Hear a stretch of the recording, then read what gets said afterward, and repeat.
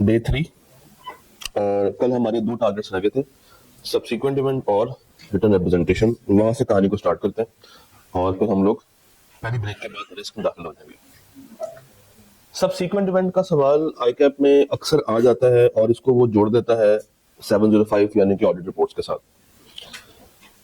और इस सवाल को भी सॉल्व करने के लिए आपको कुछ बातें पता होनी चाहिए। सबसे पहले तो आपको एक अकाउंटिंग का कॉन्सेप्ट आना चाहिए, IAS 10, events after the reporting period.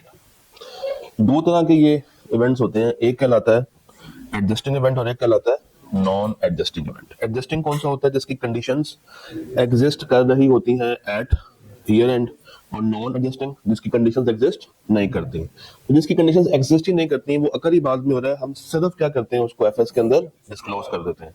और जिसकी कंडीशन एग्जिस्ट कर रही होती है उसमें देखते हैं कि एंट्री कौन सी पास होनी है, डबल एंट्री कौन सी पास होनी है। तो एक तरफ एडजस्टिंग इवेंट और दूसरी तरफ नॉन एडजस्टिंग इवेंट है। सबसे पहले तो आपने आईकैप के क्वेश्चन में इस चीज को देखना है कि IAS 10 की कंप्लायंस हो रही है या नहीं हो रही। देन आपने देखना है कि आप किस फेज में खड़े, आप किस फेज में खड़े हैं। यहाँ पे कुछ फेजेस आपके सामने प्रेजेंट किए, 3 फेजेस हैं, एक एक्टिव है, बाकी 2 कौन सी है? Passive phase. एक्टिव फेज कहां से लेके कहां तक है? डेट ऑफ एफएस यानी कि ईयर एंड से लेके डेट ऑफ ऑडिट रिपोर्ट तक। ईयर एंड से लेके डेट ऑफ ऑडिट रिपोर्ट तक जो ये फेज होती है उसको हम क्या नाम देते हैं? Active phase. ये एक्टिव फेज क्यों कहलाती है? क्योंकि इसमें ऑडिटर नॉर्मल अपने प्रोसीजर्स को लगाता है in order to find sufficient appropriate audit evidence. यानी कि जितने उसने नॉर्मल काम करने हैं ना वो इस फेज में करने हैं, और इस फेज में वो अलर्ट रहता है किसके लिए? सब्सीक्वेंट इवेंट्स को ढूंढता रहता है कि क्या कोई ऐसा इवेंट तो नहीं आ रहा जो कि एग्जिस्ट करता हो और मुझे उसको देखना हो, मुझे उसको रिकॉर्ड करना हो।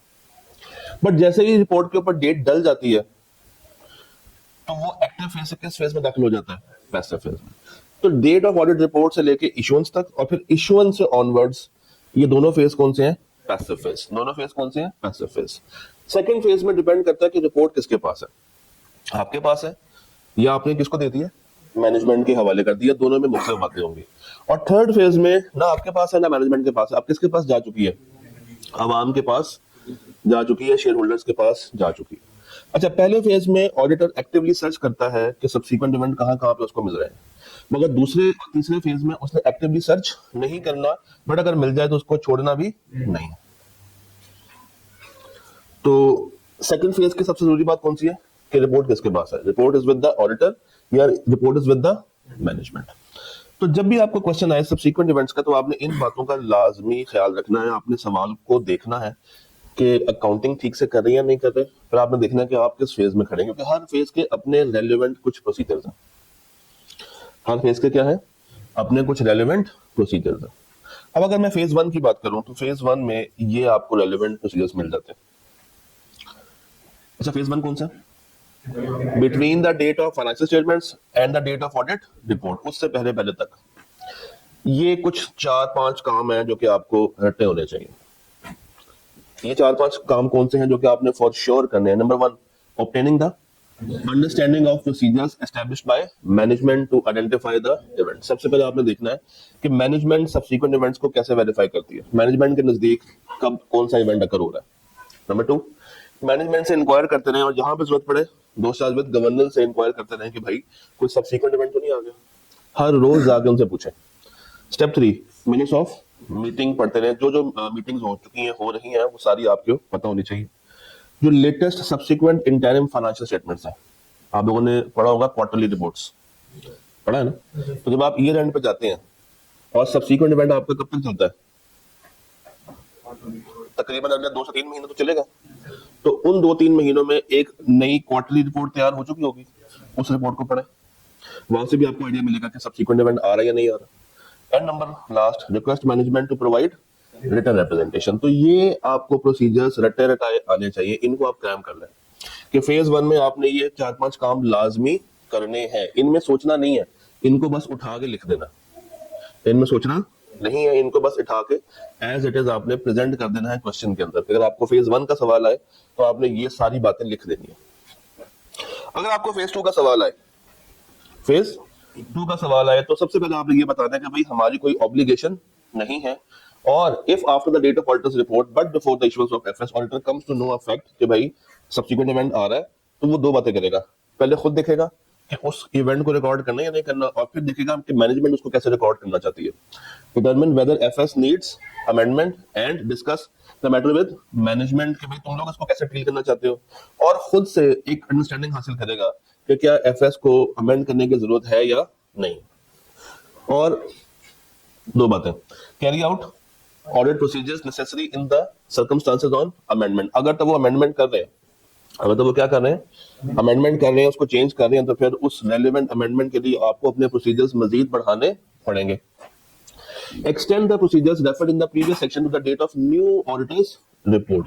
अब यहाँ पे ये भी चीज डिपेंड करती है कि आप नई रिपोर्ट देने में इंटरेस्टेड है या उसी रिपोर्ट में डुअल डेटिंग करना चाहते हैं। आप नई रिपोर्ट देने में इंटरेस्टेड है या उसी रिपोर्ट में डुअल डेटिंग करना चाहते हैं। ये डुअल डेटिंग क्या होती है? एक ही रिपोर्ट में दो डेट्स। तो दो डेट्स किस चीज को रिप्रेजेंट कर रही है कि एक प्राइम डेट है जहां तक मैंने 95% काम कर लिया, और जो एडिशनल डेट मैंने डाली है सिर्फ उस एरिया के लिए है जो कि बाद में आया है, और उसके ऊपर मैंने क्या किया है, अपने प्रोसीजर्स को एक्सटेंड किया, यानी कि एक एरिया उस पर ज्यादा काम हुआ है और बाकियों पे सब पे नॉर्मल काम हो रखा है। तो दो डेट्स आएंगी। एक तरीका ये है। एक और तरीका ये है कि आप डुअल डेटिंग ना करें, आप पुरानी रिपोर्ट को कैंसिल करते हैं, एक नई रिपोर्ट बनाएं जिसमें नई डेट आएगी, और वो डेट कौन सी होगी, एक्सटेंडेड डेट होगी। और एक्सटेंडेड डेट है तो नॉर्मली फिर जो काम आपने एक नॉर्मल डेट तक किए थे, आपको वो सारे काम मजीद उस तक एक्सटेंड करने पड़ेंगे। एक दफा इसको रीड कर लें।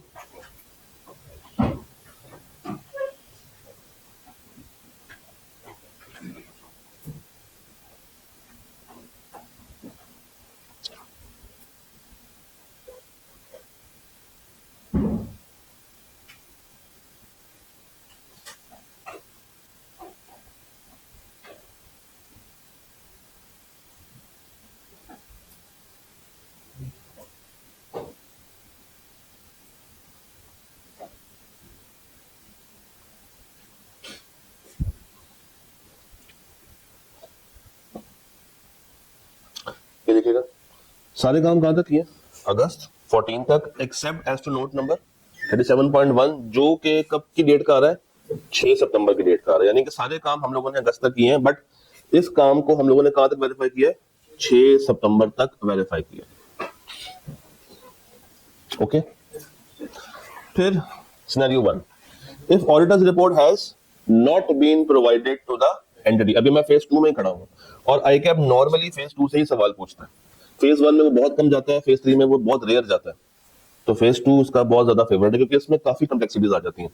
तो पहली कॉम्प्लेक्सिटी क्या है कि auditor's report has not been provided to the entity. Report किसके पास है, आपके पास है। तो जब आपके पास है तो आप कुछ भी कर दें, अगर वो आपकी बात को नहीं मान रहे तो आप साफ रिपोर्ट को खराब कर दें, ये अब आपके पास है। मसला कब आएगा, जब रिपोर्ट उनको प्रोवाइड कर दी है और अब आप उनको रोकने के भाई इसमें क्योंकि साफ रिपोर्ट दी हुई है तो अब आप इसको मार्केट में इशू नहीं करें। अब देखना ये कि वो आपकी बात मानते हैं या नहीं मानते। अगर वो आपकी बात नहीं मानते और रिपोर्ट मार्केट में इशू कर देते हैं तो फिर आप उनके खिलाफ लीगल एक्शंस क्लेम कर सकते हैं, आप लीगल एडवाइसेस की तरफ जा सकते हैं। एक दफा पढ़ लें।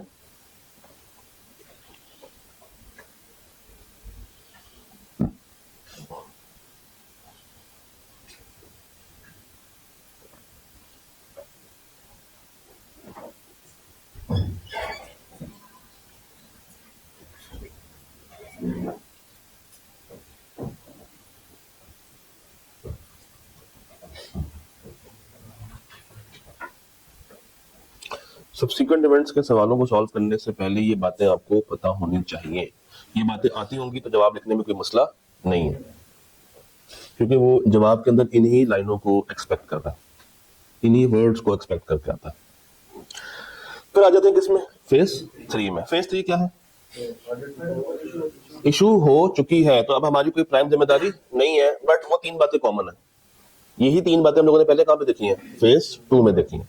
फिर where management amends financial statement, जहां पे रिपोर्ट इशू हो चुकी है और अब हम कह रहे हैं कि भाई मैनेजमेंट तुम्हें इसको अमेंड करना पड़ेगा, और मैनेजमेंट हमारी बात मान जाती है।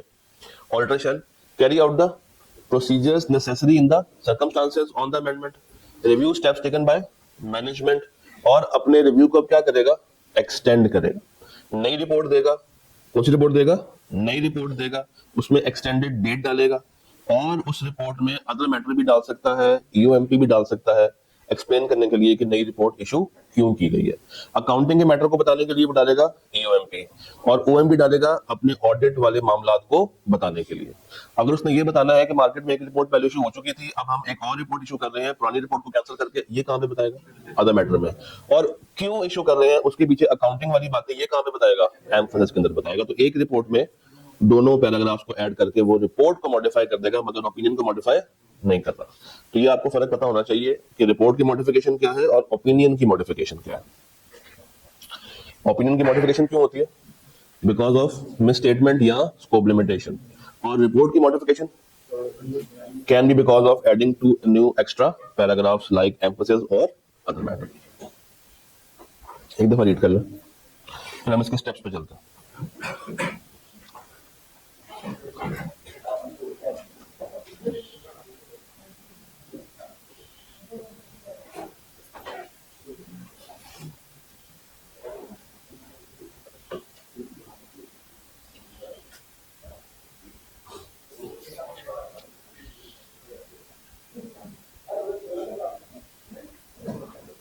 हो गया रीड?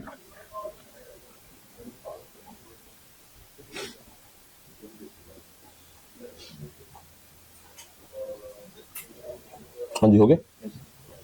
स्टेप वन, अब सब्सीक्वेंट इवेंट को सॉल्व कैसे करें। स्टेप वन क्या है, identify the subsequent event and the relevant phase, कि आप किस फेज में खड़े हैं। सबसे पहले आपने इसको परखना है कि आप किस फेज में हैं, बिफोर रिपोर्ट, बिफोर इशुएंस या आफ्टर इशुएंस। तो before report is phase one, before issuance phase two, and after issuance phase three.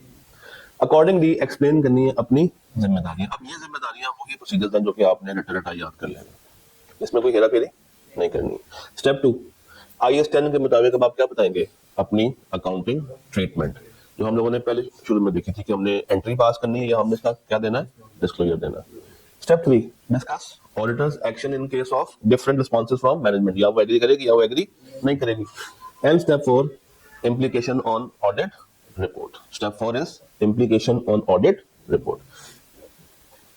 अब ये मैप आपको आता है, ये मैप 560 का है। ये मैप किसका है, 560 का। सबसे पहले you will ask the management to adjust या डिस्क्लोज। तो दो बातें होगी, मैनेजमेंट एग्री होगी या मैनेजमेंट एग्री नहीं होगी। तो पहले सॉल्व बात कर लेते हैं। मैनेजमेंट एग्री नहीं हो रही तो मिस स्टेटमेंट आ जाएगी, या मटेरियल होगी या परवेसिव होगी। मटेरियल है तो क्वालिफाइड, परवेसिव है तो एडवर्स, कहानी खत्म। मसला कहां पे आता है, जब मैनेजमेंट एग्री कर रही है तो फिर ऑडिटर ने क्या करना है, चेक करना है कि उसने ठीक से चीजों को अमेंड किया या नहीं किया। तो properly recorded, not properly recorded, फिर नोट पे आ जाते हैं। नॉट प्रॉपर्ली रिकॉर्डेड तो मटेरियल या परवेसिव है, तो कहानी ये वाला जो मैप है और जो ये वाला मैप है वो सेम हो जाते हैं, दोनों मैप क्या हो जाते हैं, सेम। प्रॉपर्ली रिकॉर्डेड, अब देखना है कि मुझे अलग से इसको रिपोर्ट में हाईलाइट करना है या नहीं। हाईलाइट करना है तो एम्फोसिस, नहीं करना है तो साफ रिपोर्ट, कोई मसला नहीं।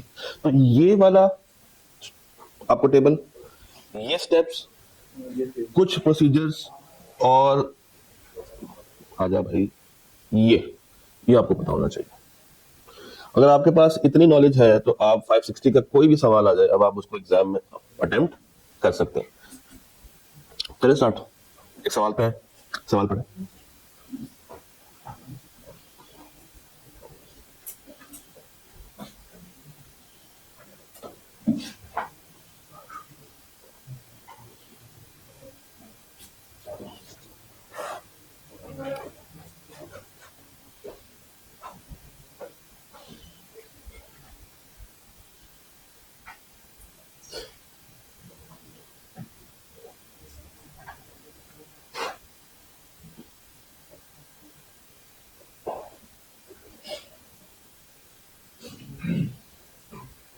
आराम से तसल्ली से पढ़े इसको।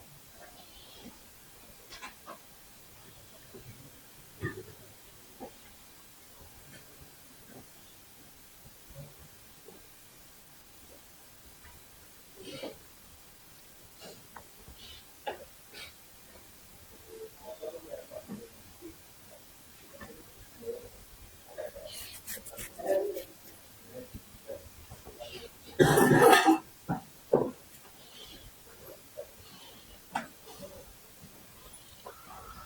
जी, क्या हो रहा है सवाल में? आग लग गई है। उसके बाद क्या हो रहा है? जूनियर गया किसके पास? सीनियर के पास मशवरा मांगने के लिए। सीनियर ने क्या कहा? क्या छोड़ दो। अच्छा, आग लगना IS 10 के मुताबिक कौन सा इवेंट है? नॉन एडजस्टिंग इवेंट है। तो इसको क्या होना चाहिए? डिस्क्लोज होना चाहिए। चले, रिक्वायरमेंट भी आप लोगों ने पढ़ ली होगी ना। चले मुझे बताइए, स्टेप 1 हमारा क्या था?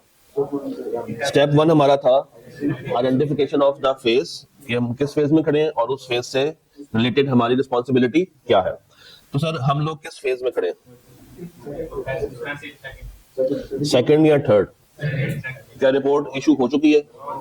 अभी रिपोर्ट इशू नहीं हुई, तो ये फेज कौन सा बन गया? सेकंड फेज बन गया। सेकंड फेज में हमारी जिम्मेदारी पैसिव होती है, एक्टिव जिम्मेदारी नहीं होती। अच्छा, किस चीज की? ये एक्टिव पैसिव क्या था? कि हमने सफिशिएंट अप्रोप्रिएट ऑडिट एविडेंस तलाश करना है या नहीं करना। एक्टिव हो तो तलाश करना है, पैसिव हो तो तलाश नहीं करना। तो इसमें जो हमारी जिम्मेदारी है वो ये है, 1 2 3। तो चाहे हम फेज 2 में खड़े हो चाहे फेज 3 में खड़े हो, वो यही 3 बातें सेम रहती है। पहली कौन सी है?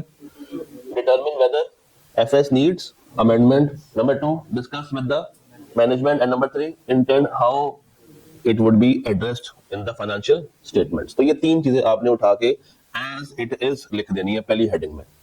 तो आपने पहली हेडिंग कौन सी खोली? आपने पहली हेडिंग खोली है आइडेंटिफिकेशन ऑफ सब्सिक्वेंट इवेंट और उससे रिलेटेड उसकी जिम्मेदारियां। कुछ इस तरीके से। इतनी बात यहां से याद रखना पड़े।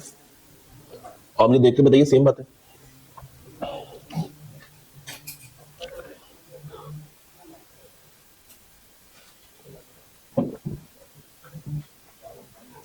क्या कह रहे हैं? कहते जी, as the audit report has been finalised, report finalise हो चुकी है, तो हमारी कोई एक्टिव जिम्मेदारी नहीं है किस चीज की? तो look for the subsequent events, but if after the date of report and before the issuance. ये लाइन लिखने से हम क्या बता रहे हैं कि हम कौन से फेज में खड़े हैं? सेकंड फेज में खड़े हैं। अच्छा, वहां पे आपने फेज 1 फेज 2 फेज 3 लिखे नहीं आना। वहां पे आपने वो पूरा जो स्टेटमेंट है वो लिखना है। तो आपकी ये 3 जिम्मेदारियां, discuss the matter, determine whether था, और इंक्वायर। यही 3 बातें अभी हम लोगों ने पीछे वो रेड कलर में देखी थी, ऐसे ही। अच्छा, स्टेप 2 क्या है? स्टेप 2 क्या है? IS 10 के मुताबिक अकाउंटिंग ट्रीटमेंट। तो क्या होने चाहिए? हमने सिर्फ सिर्फ क्या करना है? डिस्क्लोज करना है। देखिए ये लिखा हूं, ये एक नॉन एडजस्टिंग इवेंट है। As per the requirements of IS 10, we shall be asking the management to add a disclosure in the financial statements. हमने सिर्फ क्या देना है? FS में डिस्क्लोजर देना। तो अगेन स्टेप 1 क्या था? आइडेंटिफाई द रेलेवेंट इवेंट और उसके मुताबिक हमारी जिम्मेदारियां। स्टेप 2 हमने IS 10 के मुताबिक देखना है। फिर आता है ऑडिटर का कोर्स ऑफ एक्शन। क्या लिखेंगे यहाँ पे? कोर्स ऑफ एक्शन क्या होगा? अगर उसने, अब यहाँ पे ये सारी कहानी शुरू हो जाएगी। ये वाली कहानी लिखने बैठेंगे अब आप। इस टेबल को या इस फ्लो चार्ट को अब आपने अंग्रेजी में लिखना शुरू करना। अच्छा जी, तो आपने मैनेजमेंट से कहा है कि क्या करें, उसको डिस्क्लोज करें। अभी आप वो करेगी या नहीं करेगी? नहीं करेगी तो देखना है कि मटेरियल है या परवेसिव। अब एक बुलेट उसकी बन गई, एक बुलेट इसकी बन गई, फिर यहां से एक बुलेट बन गई प्रॉपर्ली रिकॉर्डेड और एक बन गई नॉट प्रॉपर्ली रिकॉर्डेड, क्योंकि ये सवाल ने आपको क्लियरली नहीं बताया था कि मैनेजमेंट क्या करने में इंटरेस्टेड है। तो जब सवाल ओपन हो तो आपका जवाब भी ओपन होगा। तो आप सारी बातों को डिस्कस करेंगे एक वर्ड के साथ। वो वर्ड क्या होगा? इफ। वो वर्ड क्या होगा? इफ। तो जरा रीड करें इसको।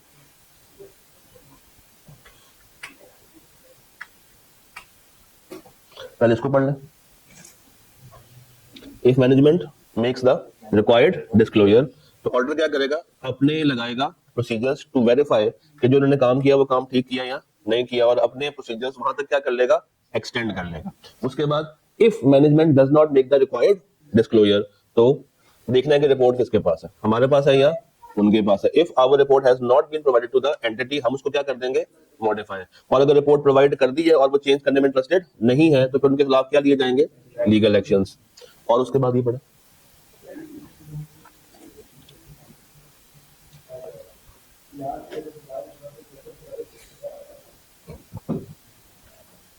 if the disclosure has been properly given तो 700, if has not been properly given तो qualified, और if has been properly given as per the framework, और मुझे इसको हाईलाइट करना है तो मैं क्या डाल दूंगा, एम्फोसिस। तो वो ही चीजें आपने सिर्फ और सिर्फ किस में डाल दी है, अंग्रेजी में डाल।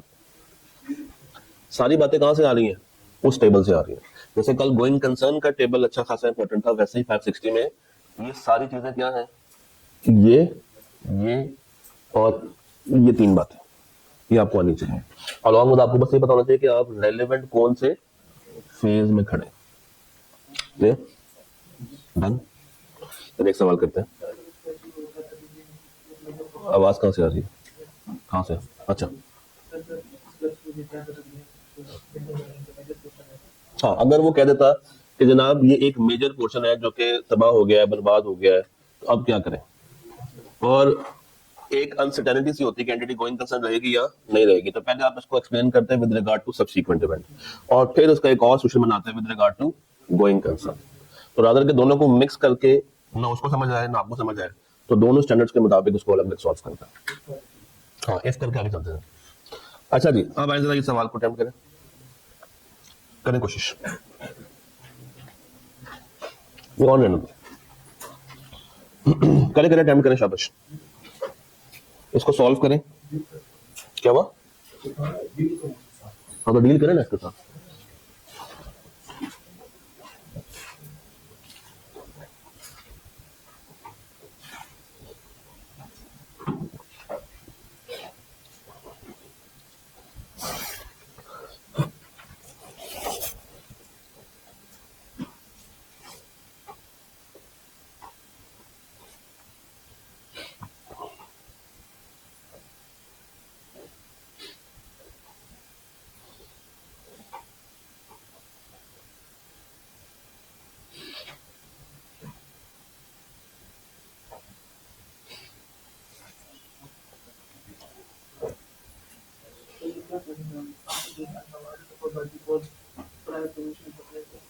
हाँ, तो रिपोर्ट हमने मैनेजमेंट को दे दी है, उन्होंने अभी तक आगे आवाम को नहीं दी, तो कौन सा फेज है, फेज 2 है, समझ गए, मैनेजमेंट के हवाले कर दिया, बट अभी तक एजीएम नहीं हुई, इश्यूज नहीं हुई, तो फेज कौन सा बनता है, 2। वंस आपको ये पता चल जाए कि फेज कौन सा है, वंस आपको ये पता चल जाए कि इसको एडजस्ट करना है या इसको डिस्क्लोज करना है, एंड वंस आपको वो पूरा मैप आता हो, तो सोल्यूशन बनाना कोई इतनी मुश्किल बात नहीं है। अरे ना ट्राई, देखने से कुछ नहीं होगा, लिखेंगे तो कुछ होगा, हाथ चलेंगे तो कुछ होगा, हाथ चलाएं, क्या हो गया, अच्छा अच्छा रीडिंग कर, रीडिंग।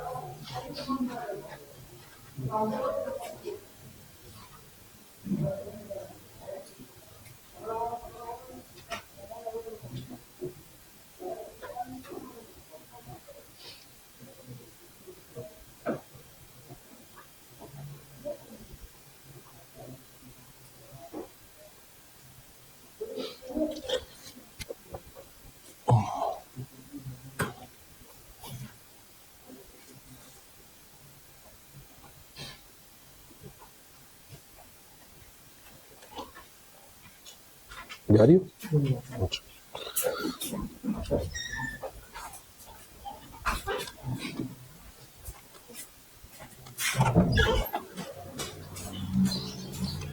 हो गया कि नहीं?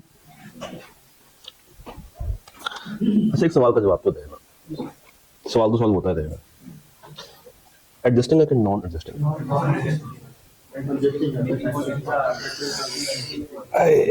ये सवाल देने का मकसद ये था कि आप थोड़ा सी बहस की जाए, क्योंकि ये सवाल ना मुझे भी नहीं है। ये एडजस्टिंग इवेंट है। आप लोगों ने एक वर्ड पे गौर ही नहीं किया।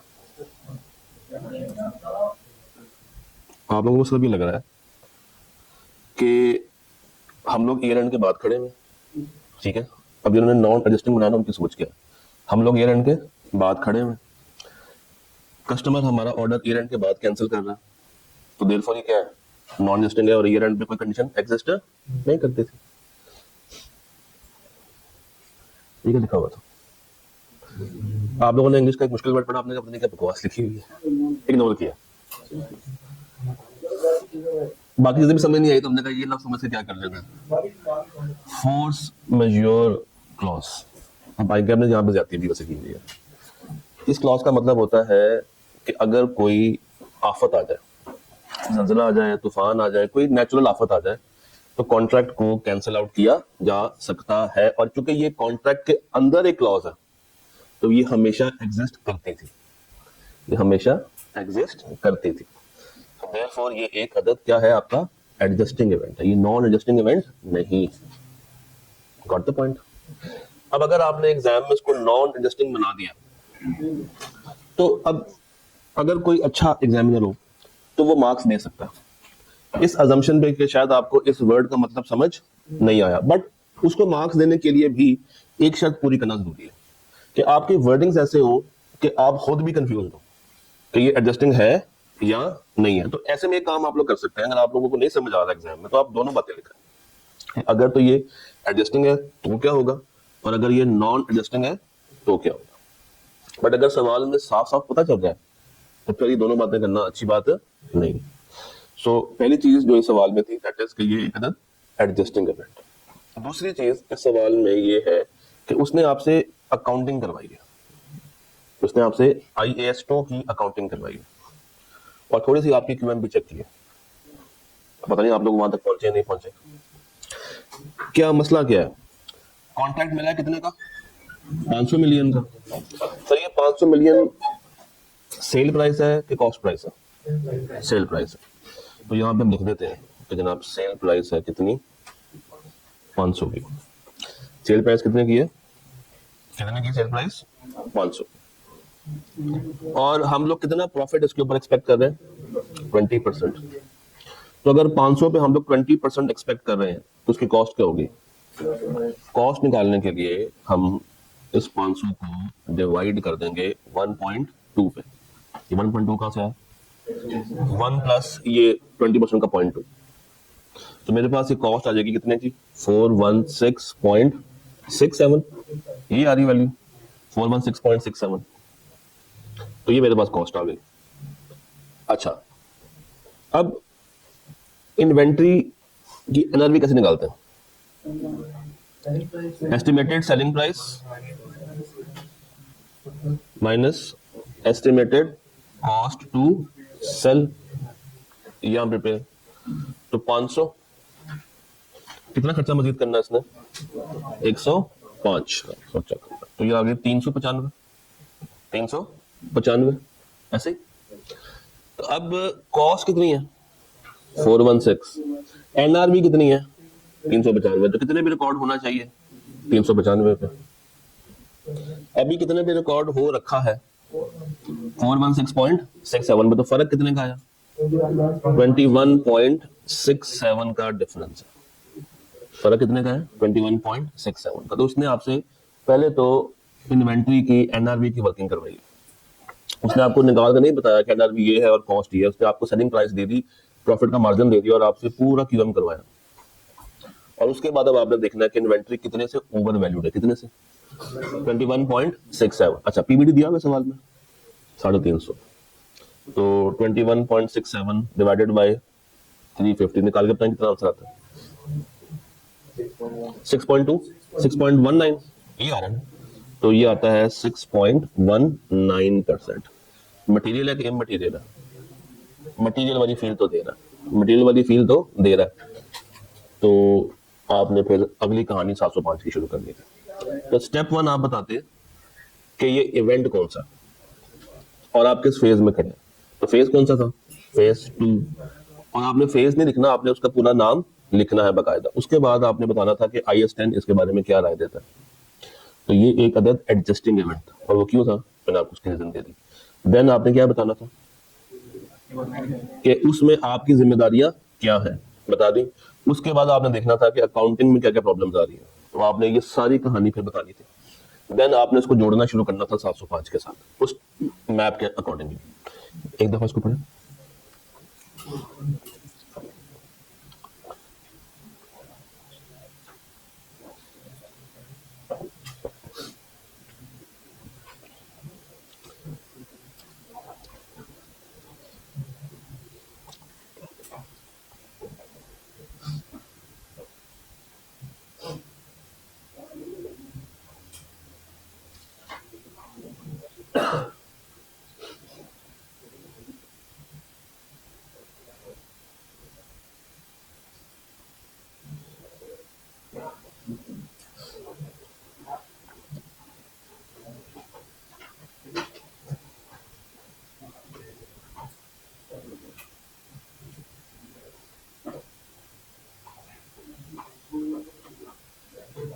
हाँ जी, डन, क्लियर होगी बात?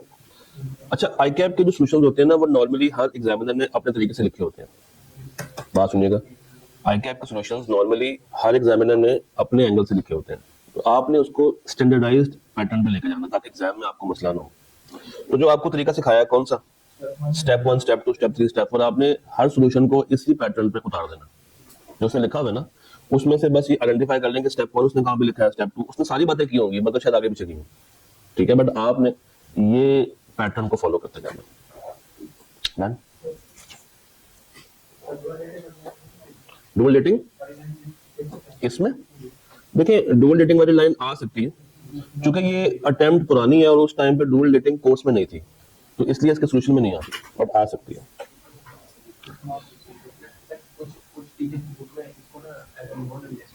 मैं वही आपको बता रहा हूँ ना, इसको फोर्स मेजर क्लॉज को समझना पड़ता है, तो आप उसको दोनों एंगल से बता सकते हैं अगर आप एग्जाम में कंफ्यूज हो गए तो। डिपेंड करता है ना कि उस वक्त बच्चे की नॉलेज उतनी थी या नहीं थी। टेक्निकली देखा जाए तो ये एक एडजस्टिंग इवेंट है, बट अगर आप करना चाहते हैं तो उसको नॉन एडजस्टिंग भी बना सकते हैं। इसलिए ये सवाल दिया था कि इसमें से एम्बिग्विटीज खत्म हो जाए। अच्छा, अब हम कहाँ जा रहे हैं? ये हो गया ना, ये भी हो गया। ये इसको एज अ होमवर्क लिख लें, ऑटम 23 को, 5A को, इसको ट्राई कीजिएगा। इसको आपने कोशिश करनी है कि इसको सॉल्व करें घर पे। मैं एक लिस्ट भी शेयर कर रहा हूँ by the end of this week इंशाल्लाह ताला। इसमें कोई ज्यादा नहीं तो 40 के करीब सवाल होंगे, क्योंकि मैं चाहूंगा कि आप एक दफा एग्जाम से पहले उनको लाजमी कर लें। इसका मतलब ये नहीं कि बाकी को छोड़ देना, बाकियों को फिर भी रीड जरूर करना है, मगर हाथ से लिखने वो एक 40 सवाल का होगा पर्चा, उसको सॉल्व कीजिएगा। अच्छा जी, फिर आते हैं किस पे? 580 पे। किस पे? 580 पे। 580 क्या है? Written representation. 580 क्या है? Written representation. अच्छा, 580 में दो बातें आपको आनी चाहिए।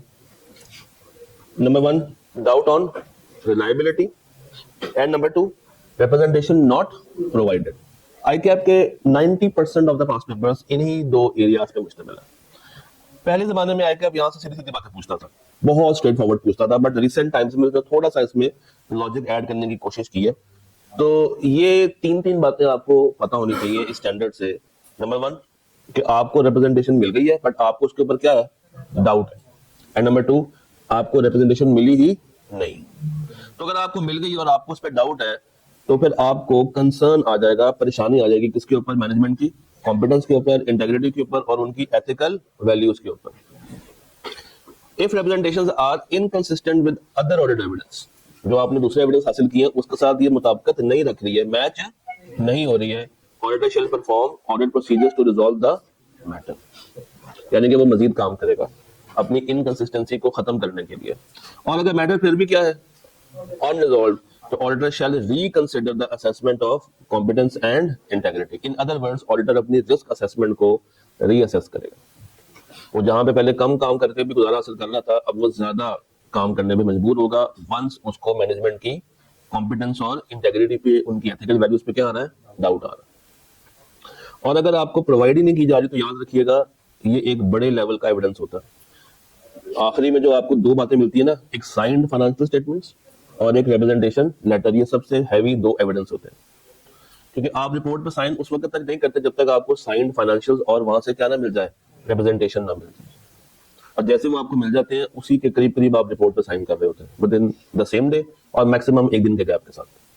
तो अगर ये नहीं मिल रहा तो ये हैवी किस्म की क्या बन जाती है, स्कोप लिमिटेशन। परवेसिव लेवल की क्या बन जाएगी, स्कोप लिमिटेशन। आप क्या करेंगे, डिस्कस विद द मैनेजमेंट, उनको बताएंगे कि भाई क्या कर रहे हो, रीइवैल्यूएट द। अच्छा, अब यहाँ पे जो इंटेग्रिटी वाली बातें है ना, आप ये वाली बातें भी रिपीट कर सकते हैं। इंटेग्रिटी में ऊपर वाली बातों को भी रिपीट किया जा सकता है। और क्या करेंगे, टेक अप्रोप्रिएट एक्शंस। अच्छा, कौन सा स्टैंडर्ड, 705 के मुताबिक जो भी क्या बनते हैं आपके अप्रोप्रिएट एक्शंस, वो आप यहाँ पे ले रहे होंगे। क्या ऑडिट रिपोर्ट है, ये हो गया बहन, कोई बात नहीं। अच्छा, एक चीज और जो किताब में नहीं है बट आईकेएम की बुक में है, form and content of letter of representation. एक दफा देख लीजिए स्लाइड। कहता जी, the letter of representation is usually drafted by auditor. Draft कौन करता है, auditor, since he knows the areas on which he requires representation. अच्छा, ये मजेदार चीज है, drafted by auditor, address to auditor. क्या मतलब, ड्राफ्ट भी ऑडिटर कर रहा है और अपने आप को कर रहा है, ड्राफ्ट करके मैनेजमेंट को देता है कि भाई तुमने भेजनी है, हम तुम्हारा काम आसान कर रहे हैं, तुमने अपनी अंग्रेजी नहीं लिखनी, हम तुम्हें अंग्रेजी लिख के दे रहे हैं और तुमने इस एड्रेस पे हमें वापस से भेज देना। Dated as near as practicable to the date of audit report but not after, उसके बाद करीब करीब। अच्छा, ये वाली बात पढ़े जो यहां से स्टार्ट हो रही है, इसको जरा पढ़े। किससे रिक्वेस्ट की जाती है, सीएफओ से रिक्वेस्ट की जाती है। किससे रिक्वेस्ट की जाती है, एंड सीईओ और other equivalent person in the entity. अगर आपको याद हो तो कंपनी लॉ में आप लोग पढ़ते हैं कि एफएस पे साइन कौन करता है, सीईओ और एक अदर डायरेक्टर। और अगर सीईओ मौजूद ना हो, वही रूल यहाँ पे है कि अगर सीईओ नहीं है तो फिर एक और डायरेक्टर क्या करेगा, उसके ऊपर साइन करेगा। और अगर लिस्टेड कंपनी हो तो सीएफओ, तो यहां पे भी अगर लिस्टेड हो तो सीएफओ से भी हम ले लेंगे। In some circumstances other parties such as those charged with governance are also responsible in preparation of financial statements. Can management modify the language of representation? नहीं, वो नहीं कर सकती। दो कंडीशंस है, दो एक्सेप्शंस। दो क्या है, एक्सेप्शंस है। Due to fire, due to fire, management said that except for the information destroyed in fire we have provided all the information।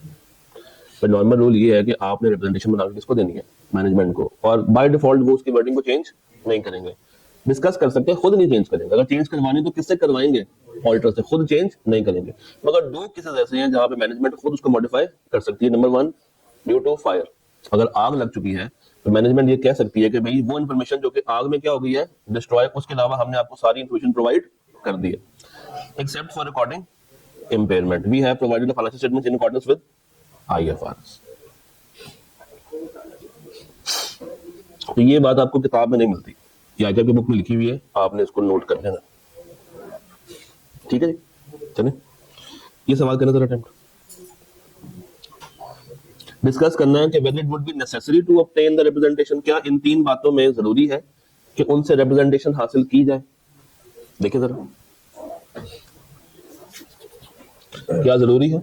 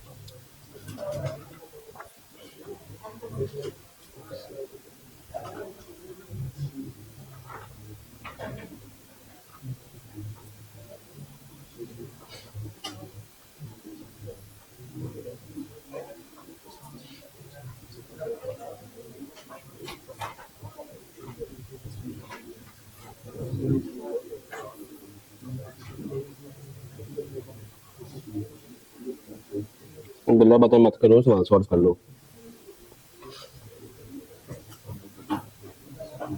आपने ये बताना है कि यहाँ पे रिप्रेजेंटेशन जरूरी है या नहीं है।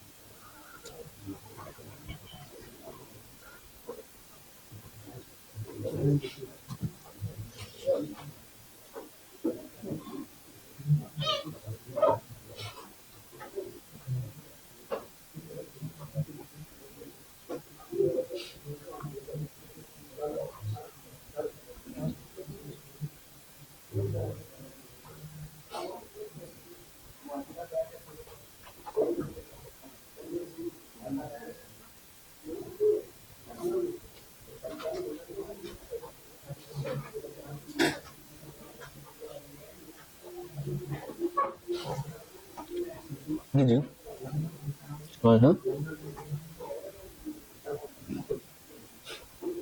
No comments, no comments.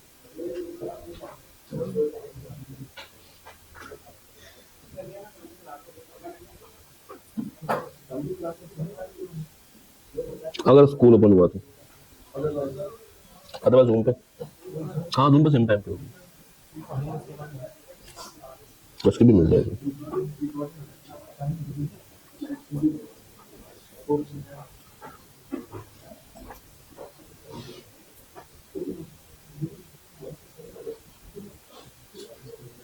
हाँ जी, पहला पॉइंट क्या कह रहा है? Significant decline in the number of related parties and related party transactions. Management से हम ये बात अलग से लिखवाना पसंद करेंगे कि नहीं? करेंगे, बिल्कुल करेंगे करेंगे करेंगे, क्योंकि ये रिलेटेड पार्टीज का इशू है और वहां पे हर चीज क्या होती है? मटेरियल। वहां पे एक भी ट्रांजेक्शन भी क्या है? मटेरियल है। और मजे की बात तो ये है कि ये बेसिकली रिलेटेड पार्टी की कंप्लीटनेस के ऊपर बात कर रहा है। जो लिस्ट आपको प्रोवाइड की जाती है वो कंप्लीट है या नहीं, उसमें एंट्री सारी की सारी आ रही है या नहीं। Second, company has acquired 15%।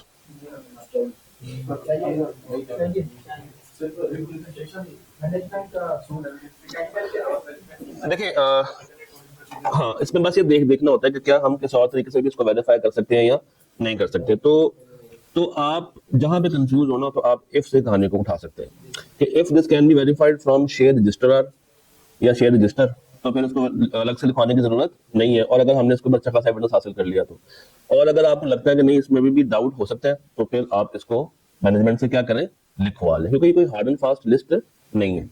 तीसरा, हाँ देखिए वो कह रहा है कि बस हमने एक्वायर किया, उसने अगली बात यकीन है कि उसको शॉर्ट टर्म के लिए रखा है या लॉन्ग टर्म के लिए रखा है। अगर वो ये बात करे तो फिर उसकी इंटेंशन के ऊपर उसको लिखवाना बनता है, ठीक है। बिल्कुल नहीं बनती। तो तभी तो कह रहा हूँ कि अगर तो आपको रजिस्टर देख के वेरिफिकेशन मिल जाती है तो ओके, अदरवाइज आप उनसे लिखवा भी सकते हैं। आई कैप के जवाब में भी उसने मे का वर्ड यूज किया हुआ, शेल का वर्ड यूज नहीं किया हुआ। अब मे क्या होता है, हो भी सकता है और नहीं भी हो सकता। तीसरा, ये तो मिसस्टेटमेंट है, इसको लिखवाने की जरूरत नहीं। और देखें ना सेकंड पार्ट में क्या किया उसने, दिस मे नॉट बी, तो हो भी सकता है और नहीं भी हो सकता। नीचे शुड है, ऊपर भी क्या है, मस्ट। इसको ट्राई करें, सब एंड कंपनी, इसको देख के बताएंगे।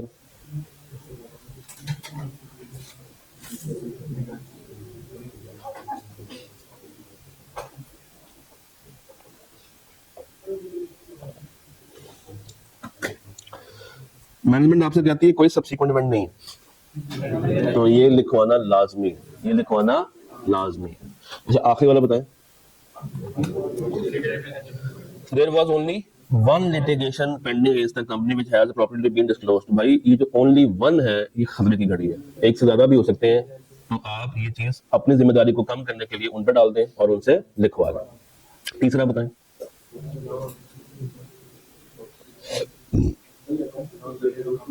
TL has a policy, TL has a policy कि वो प्रोविजन रिकॉर्ड करता है रिसीवेबल्स की, मैनेजमेंट ने रेगुलरली फॉलो अप किए हैं, तो ये अकाउंटिंग का इशू है, इस पे लिखवाने की जरूरत नहीं है। सेकंड,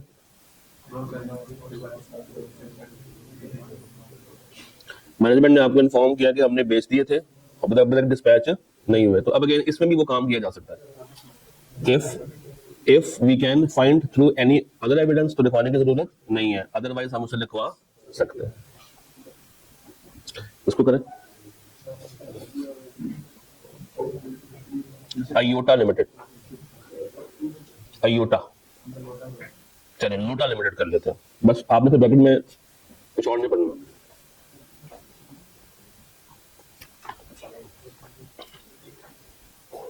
इसमें 3-4 बातें, 5 मार्च, 16 मार्च और वर्बल।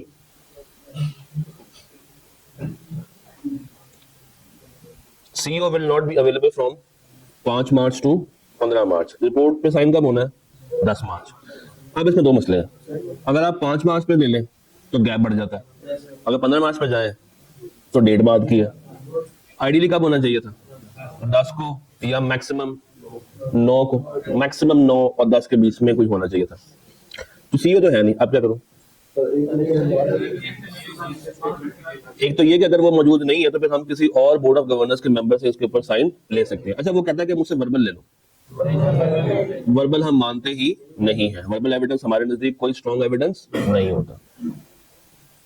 एक दफा पढ़ लें,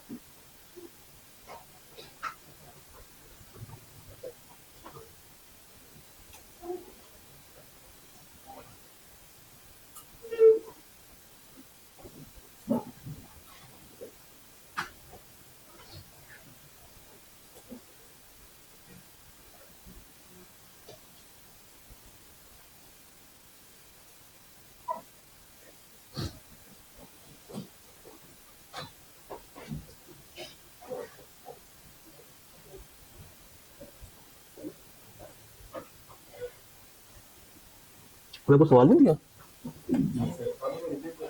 अच्छा, मैं अच्छा आपको मैंने सवाल दिया हुआ। ये करो जरा।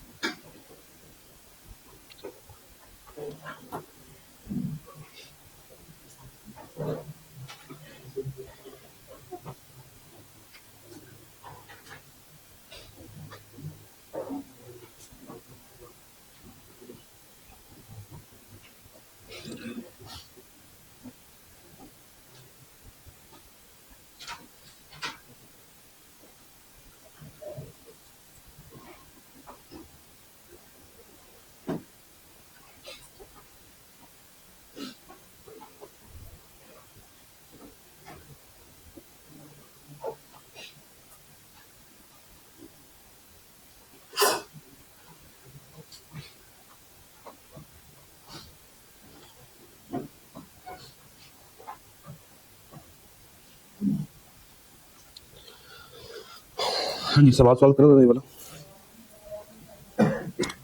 ये आखिरी सवाल है सेशन का, फिर हम इस पर चलते हैं ब्रेक के बाद।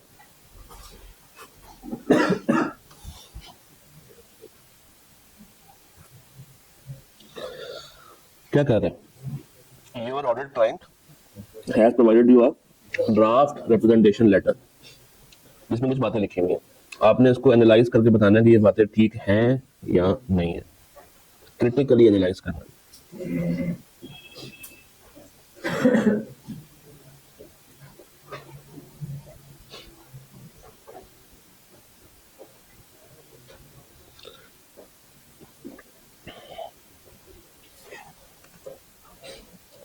फर्स्ट लाइन क्या है?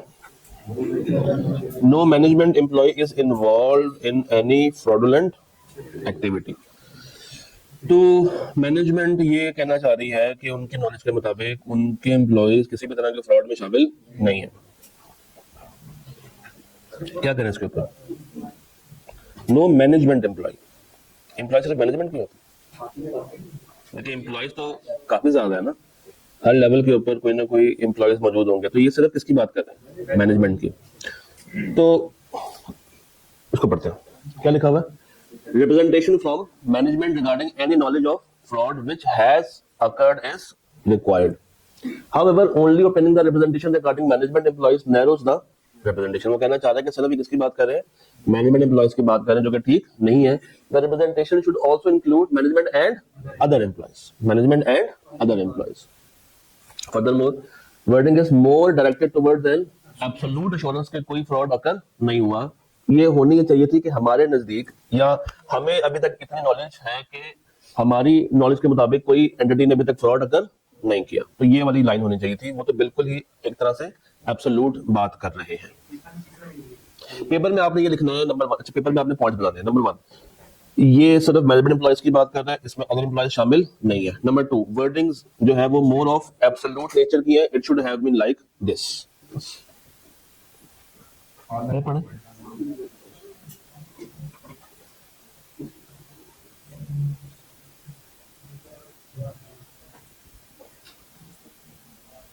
हाँ जी। All the related party transactions and the identities of those parties have been disclosed to you. These have also been appropriately accounted for and disclosed in accordance with IFRS. ये सारी की बात कर रहा है, जिनके साथ ट्रांजैक्शन हुई है सिर्फ उनकी बात कर रहा है। जिनके साथ ट्रांजैक्शन हुई है सिर्फ उनकी बात कर रहा है। रिप्रेजेंटेशन उसमें नहीं होती, उन पे भी होती है जिनके साथ ट्रांजैक्शन नहीं हुई। तो ये भी रिप्रेजेंटेशन कंप्लीट नहीं है। पढ़े जरा। The auditor is required to obtain a representation from the management regarding the related party relationship and transactions. However, in the above statement, management has only given the representation of those related parties with which transactions have been made. In fact, it should have been obtained for all the related party relationships.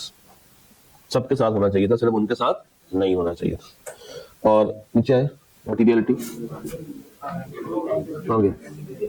All the uncorrected misstatements identified are immaterial individually and therefore they do not need any adjustment. इसके ऊपर भी हम उनसे क्या लेते थे?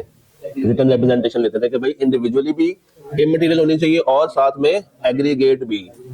ये पढ़ लो।